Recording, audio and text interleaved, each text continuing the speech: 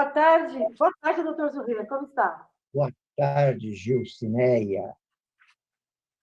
Vamos para frente, né, Gilcineia? Vamos Vamos, acabar com a pandemia, vamos, vamos. vamos correr atrás do prejuízo. Sim, sim, não podemos ficar aqui só nos lamentando, temos que realmente ter ações efetivas.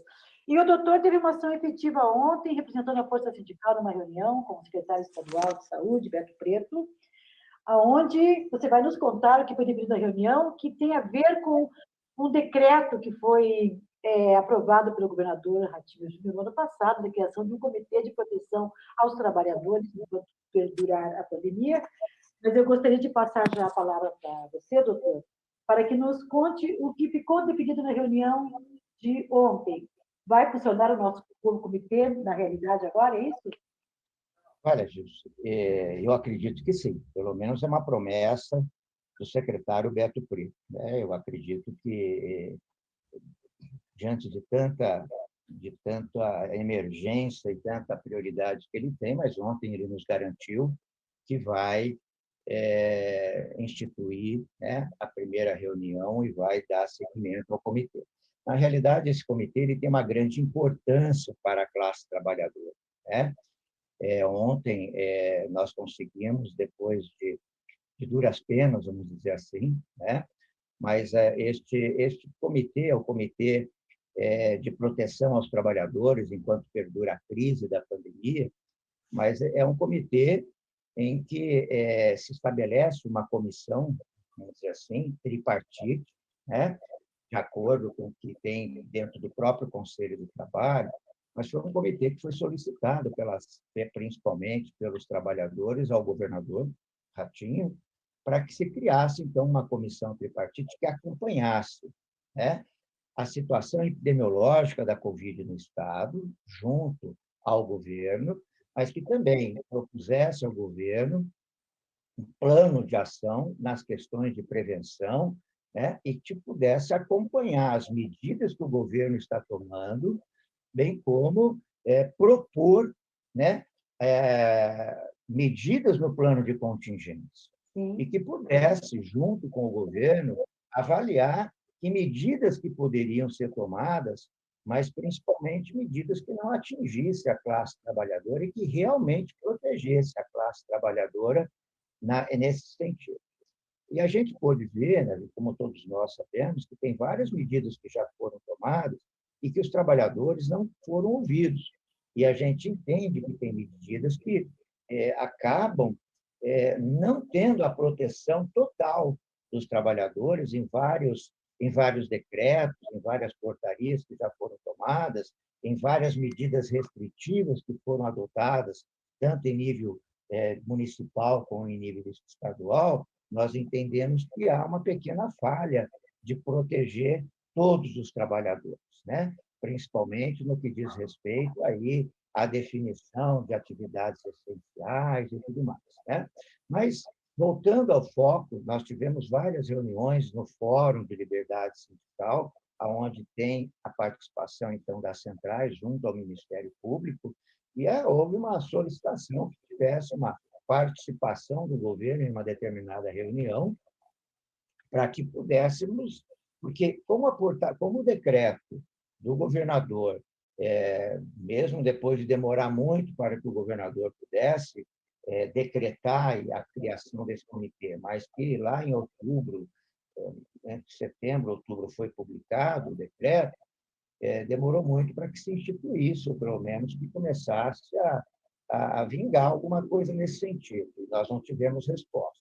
Mas aí, recentemente, numa conversa com o secretário Beto Preto, numa das reuniões, ele não pôde participar, mas o seu chefe de gabinete participou, e saiu o compromisso que nós teríamos uma próxima reunião com o secretário Beto Preto, para que as centrais pudessem realmente ter uma discussão mais próxima com o secretário e levassem algumas demandas prioritárias ao secretário.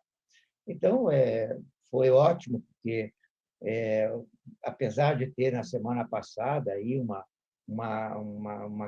crise muito forte, né, com relação justamente ao colapso que nós tivemos aí no Estado e tal, mas conseguimos que o secretário marcasse essa reunião que ocorreu ontem, né, com a presença das centrais sindicais e o secretário, numa videoconferência, né, onde, por parte da Força Sindical, estava o Nelson,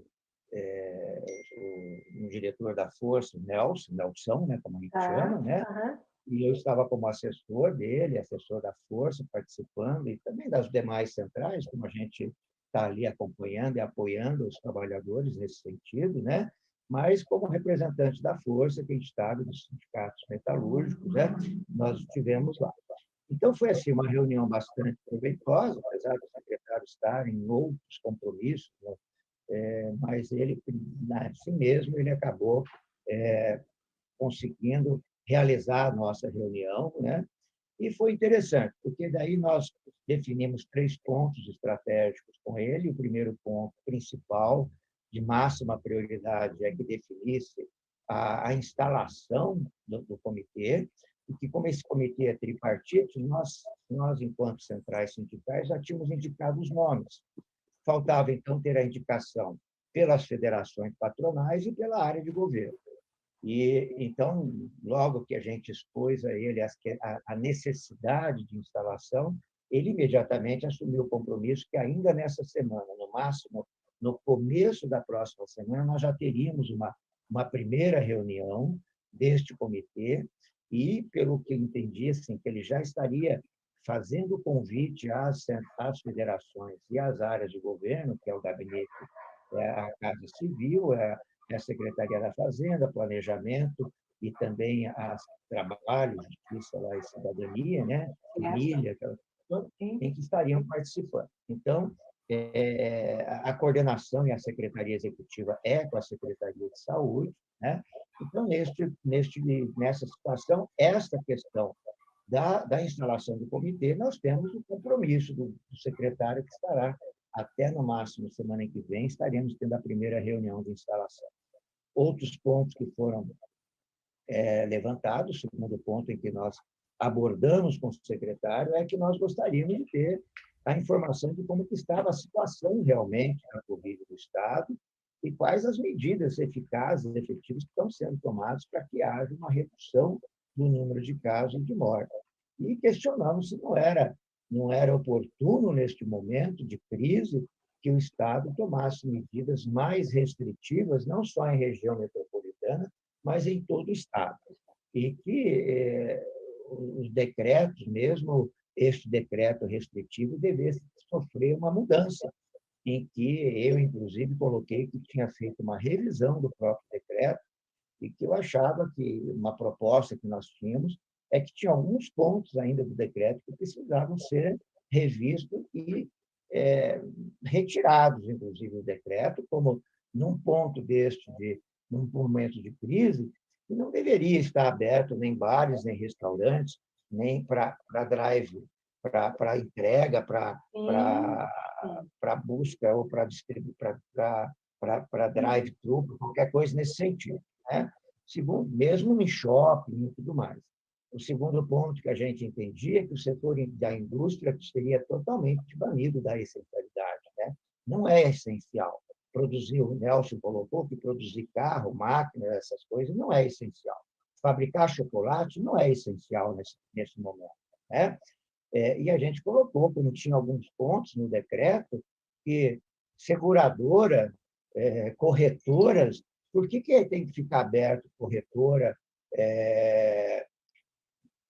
Seria importante que seja essencial. Não é, né? Outro ponto que foi colocado é estacionamentos comerciais ser aberto no centro da cidade. Isso é essencial. Se não queremos ter circulação de pessoas, por que eu vou abrir estacionamento para ter carros estacionados no centro da cidade? Então, são algumas questões que precisam ser revistas nesse decreto para que possa ele ser um pouco mais rigoroso e não ter uma flexibilidade tão grande nesse sentido. Tem mais coisas dentro do decreto, como, por exemplo, venda de material de construção, né? Não é momento de fazer construção nesse momento, né? Então, acho que isso são questões que tem que mas precisa ter saco plástico. Tudo bem, então vamos deixar a indústria de produzir saco plástico, não tem dúvida, precisa para alguns detalhes, para algumas coisas, ótimo, não tem problema nenhum, mas vamos tentar. O transporte coletivo é só para quem realmente trabalha em atividade essencial. Então, se nós fizermos isso, o número de trabalhadores, de pessoas que podem circular no transporte coletivo, vai cair, não é 50%, cai para 30% o número de pessoas que têm que ir no transporte coletivo. Que é o Então, ideal. essas são situações que a gente tem assim, identificado. Né? E o terceiro ponto, então, é justamente isso, associado a essa questão, que é, então, rever o que é trabalho ou atividade essencial. Né? Eu acho que nós colocamos para ele que hoje, por exemplo, nós temos a pandemia hoje está associada ao número de trabalhadores doentes nas empresas, até com doenças profissionais. Né? Nós temos hoje, por exemplo, o número de trabalhadores afastados do trabalho por pandemia gera uma diminuição de trabalhadores no processo de produção que não é reposto. Com isso, aqueles que estão trabalhando acabam sobrecarregando, porque as empresas não diminuem o ritmo de produção. Então, há uma falha na avaliação das empresas, porque se eu tenho, como nós tivemos uma empresa, que numa semana 30 pessoas estavam fora porque eram suspeitas ou eram doentes, mas não houve reposição dessas 30. O que aconteceu, também não houve diminuição do ritmo de trabalho. Provavelmente, então, lógico, com certeza, essas 30 pessoas que não tiveram, outras pessoas daquele setor tiveram que dobrar o trabalho delas, tiveram que fazer o trabalho. E, com isso, sobrecarrega aquelas pessoas, intensifica o trabalho, elas estão com sobrecarga, elas estão estressadas e há uma sobrecarga física e mental dessas pessoas, levando, então, a um adoecimento. E esse adoecimento é do trabalho. Né? E a causa está onde? Está no afastamento das pessoas por adoecimento da doença. Então, eu acho que estas questões nós vamos poder discutir neste comitê. Né? Então, nós estamos pedindo assim, nós temos milhares de trabalhadores do setor industrial que estão circulando na cidade. E isso tem que ser olhado com bastante precisão. Né? O Diese também se posicionou numa coisa bastante interessante, que o olhar da pandemia e dos muitos, o olhar que tem tido assim, né, de um olhar policialesco muitas vezes sobre o trabalhador, é que esse trabalhador está sendo visto como aquele que está se contaminando no bar, que está se contaminando no lazer, mas ninguém está olhando quando ele se contamina indo para a empresa, quando ele entra no ônibus totalmente lotado e que ele está ombro a ombro com outras pessoas, né? Não, como diz o próprio Nelson, outros sindicalistas, não tem o distanciamento de 1,5 metro entre as pessoas. E também dentro da própria empresa, onde há um contato num ambiente fechado muito mais próximo. Então, o olhar é do trabalhador, né, entre aspas, desculpe o termo, né, não é, o vilão é o trabalhador no lazer, mas o trabalhador no deslocamento, no trabalho, o trabalhador lá dentro da empresa, ele não é visto. Né? Ali ele não é visto que ele pode se contaminar. Né? Então, essas são questões que nós temos que discutir, é um olhar diferenciado que nós temos que ter e tentar tomar todo o cuidado. Doutor, enquanto você estava falando, eu entrei aqui no site, né, das redes sociais do Governo do Estado, que está em luto, né, de 3 dias, porque nós chegamos ontem ao número, infelizmente, né, a 15.166 mortos. Eu acredito, sabe, doutor, que as suas palavras são um alento para trabalhadores e trabalhadoras que estão aqui lhe ouvindo nesse momento, que estão no chão de fábrica. E é importante a gente saber que, porque como que o trabalhador percebe essa movimentação? Que estão cuidando de vários setores. Mas foi tão importante você falar agora essa defesa de que o trabalhador só se contamina no lazer. Então, é importante que o trabalhador perceba que sim, que as centrais sindicais estão olhando por ele. que terá uma reunião com quem define a política de enfrentamento nesse estado de saúde, né, que é o doutor Beto Preto, vai ter uma reunião para tratar do assunto trabalhadores e trabalhadoras. Sim. É muito importante, doutor. Eu acho que a gente tem que entender, né, todos os trabalhadores têm que entender que o que nós estamos defendendo é a vida, né? Mas, justamente, nós estamos querendo, assim, que haja este distanciamento, que haja, que não haja a circulação das pessoas e nem a aglomeração. Quando a gente defende que não deve estar trabalhando, é para ele permanecer em casa isolado.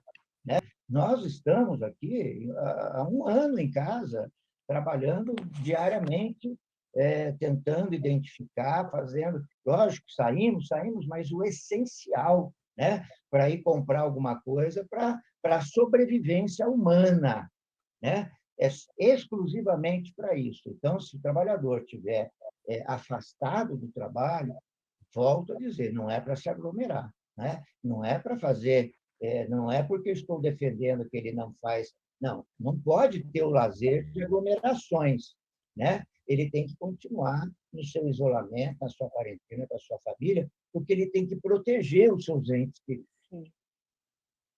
Tem que haver uma ação coletiva, né, doutora? Apenas com o Estado fazendo a sua parte, né? Quando eu falo Estado, eu falo todos os governos, federal, municipal, né?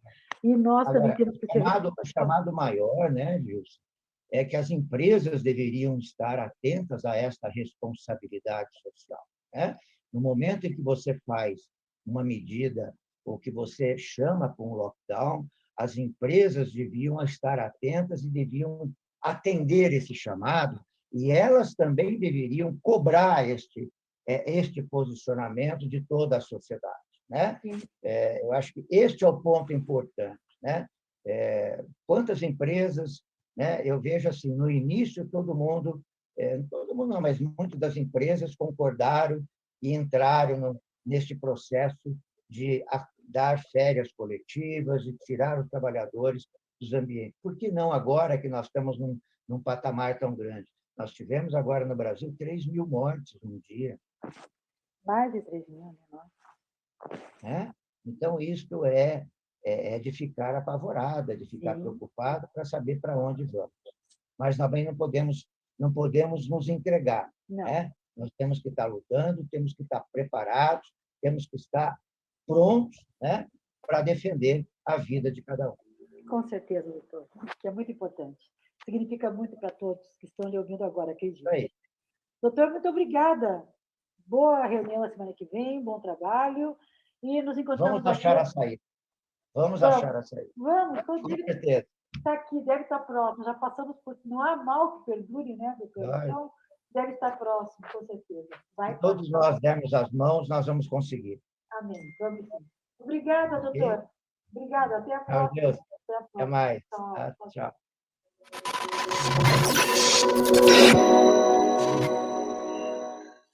E agora ele, o nosso mago de todas as tardes, João Guilherme Vargas Neto, vai falar sobre o que não foi dito. O que não foi, parece um trocadilho, mas é real. É o que não foi dito pelo presidente Jair Bolsonaro ontem na sua fala em rede nacional. O que ficou faltando, o que sempre falta, que é o respeito ao povo brasileiro. É com você, Fernando.